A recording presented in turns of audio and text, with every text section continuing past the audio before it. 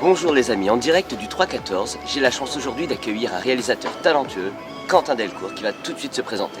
Quentin, bonjour. Bonjour, merci de me recevoir. Avec grand plaisir. Quentin, peux-tu te présenter, nous parler de toi, de ton actualité, de ta venue à Cannes, tout nous dire?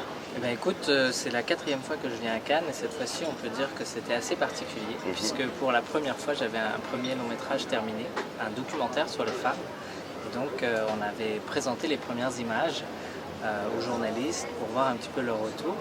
Et on est très content parce que pour l'instant ça se passe bien. On va espérer pour la suite, pour le public, que ça va aller.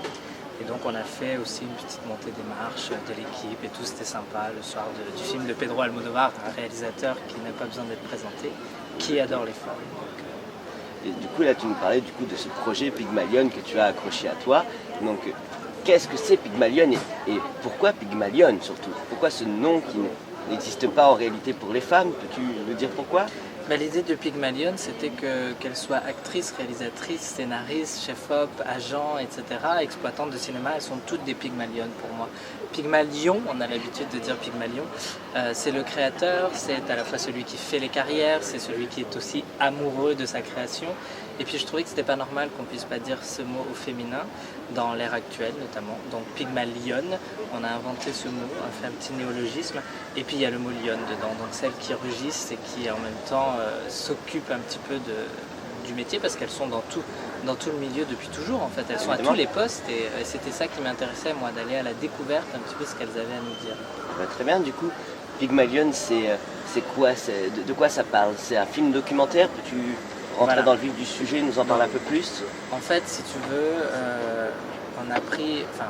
j'ai contacté plusieurs personnalités du milieu du cinéma, qu'elles soient devant ou derrière la caméra. Et puis on est revenus ensemble pendant une entrevue de 3 heures avec chacune sur leur parcours. Qu'est-ce qui les a motivées à faire du cinéma? Quelles difficultés elles ont rencontrées? Est-ce qu'il y a vraiment des questions à se poser quand on veut faire une famille, quand on est une femme? Est-ce qu'il y a des différences avec les hommes au niveau des pays?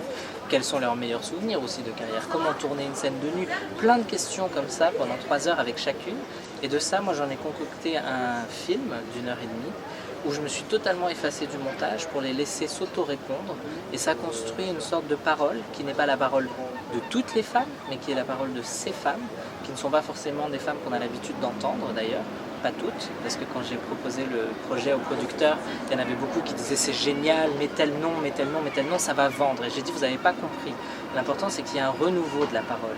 Et donc on entend certaines personnes pour la première fois. D'accord, est-ce qu'on peut avoir des noms de personnalités que tu as interrogées? Oui, alors bon, parmi les actrices, il y en a qui sont quand même déjà très connues, par exemple Afsia Herzi, qu'on n'a plus besoin de présenter, Aïssa Maïga, qui est très impliquée aussi dans le cinéma, Nedra Ayadi, mais aussi on a des exploitantes, par exemple Isabelle Gibalardi, la responsable du Grand Action, la directrice du Grand Action à Paris, Laurence Meunier, la PDG du Majestic à Compiègne pour la grande exploitation. On a une agent, Elisabeth Tanner, qu'on n'a plus besoin de présenter non plus, qui a des talents comme Sophie Marceau, Charlotte Rampling et bien d'autres. On a beaucoup de monde, Céline Gozon dans les chefs opératrices, etc. Donc voilà, c'est un beau casting. Un petit panel, on ne peut pas malheureusement interroger tout le monde et toutes les professions, sinon ça ferait un film de 7 heures, mais j'ai fait ce que j'ai pu. Je te remercie Quentin pour cette petite interview. Nous on se retrouve très vite, on vous donne les petits liens, on va vous donner toutes les informations de Quentin. Je vous dis à très vite, je vous embrasse.